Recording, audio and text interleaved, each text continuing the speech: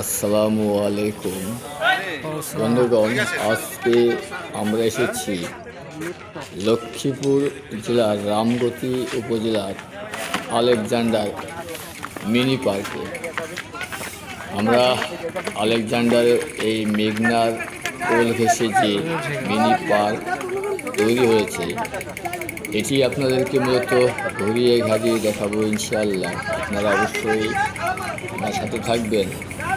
এই মেঘনা নদীর পাড়ে গড়ে ওঠা আলেকজান্ডারের সৌন্দর্য উপভোগ করবেন। আমরা শুরুতে দেখতে পাচ্ছি সুবিশাল সিঁড়ি বেয়ে সেই আলেকজান্ডারের উপকূলে মেঘনা নদীর কোল ঘেঁষে যে বাঁধ তৈরি হয়েছে, আমরা সেই বাঁধে উঠে পড়লাম এবং এই বাঁধ থেকেই অপর প্রান্তে দেখতে পাচ্ছি সেই সুবিস্তীর্ণ জলরাশিতে ভরা পদ্মা, মেঘনা, যমুনার যেন এক খেয়ে হারিয়ে যাওয়া প্রমত্তা মেঘনা নদী, যেটি কুল কুল রবে বয়ে গেছে দক্ষিণাঞ্চল বঙ্গোপসাগরের দিকে। এই জলরাশিতেই এসে চলেছে অজস্র মাছ ধরা ট্রলার, লঞ্চ এবং নৌযান।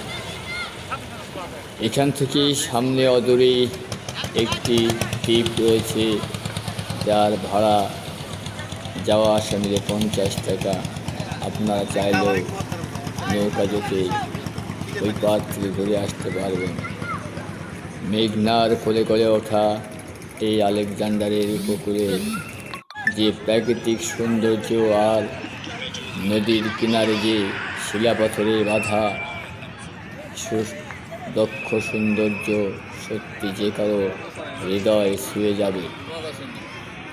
এই আলেকজান্ডারের নদীর কোল ঘেঁষে অজস্র গাছপালা, প্রাকৃতিক সৌন্দর্যে ভরা, আর নদীর যেই সৌন্দর্য এরই মাঝেই আমরা দেখছি সে আমার সফর সঙ্গী গোলাপকে সামনের দিকে কোমরে সোয়েটার পেঁচিয়ে যাত্রা শুরু করেছে, যেন তাকে এই পৌষ মাসেও গরম হাতছানি দিয়ে রাখছে।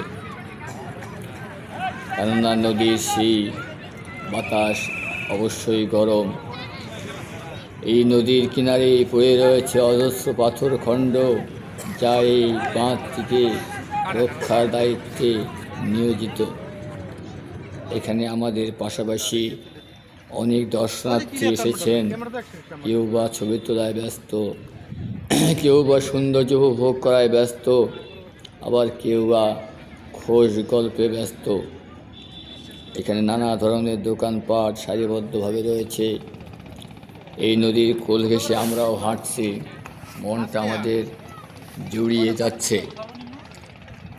আমার সফর সঙ্গী হিসেবে রয়েছেন সোহেল ভাই, নুর ইসলাম ভাই, মুর্শেদ ভাই এবং আমাদের গোলাপ ভাই। আমরা সামনের দিকে দেখছি, আর আমাদের সামনে দিয়ে অনেক নৌযান ভেসে যাচ্ছে। সত্যি এক অপরূপ সাজে সজ্জিত এই আলেকজান্ডারের উপকূল, যা কিনা সুদূর বঙ্গোপসাগরের সাথেই সম্পৃক্ত রয়েছে। আমরা এর কিনারে দাঁড়িয়ে অনেক কিছু দেখছি আর উপভোগ করছি। সামনে আমরা দেখতে পাচ্ছি সেই সোহেল ভাইকে এবং নুর ইসলাম সাহেবকে। তারা মাথা আশ্রাতে আশ্রাতেই অনুধাবন করছেন এই প্রাকৃতিক সৌন্দর্য। আমাদের মতো অনেকেই এখানে এসেছেন খোঁজ গল্প নিয়ে। তারা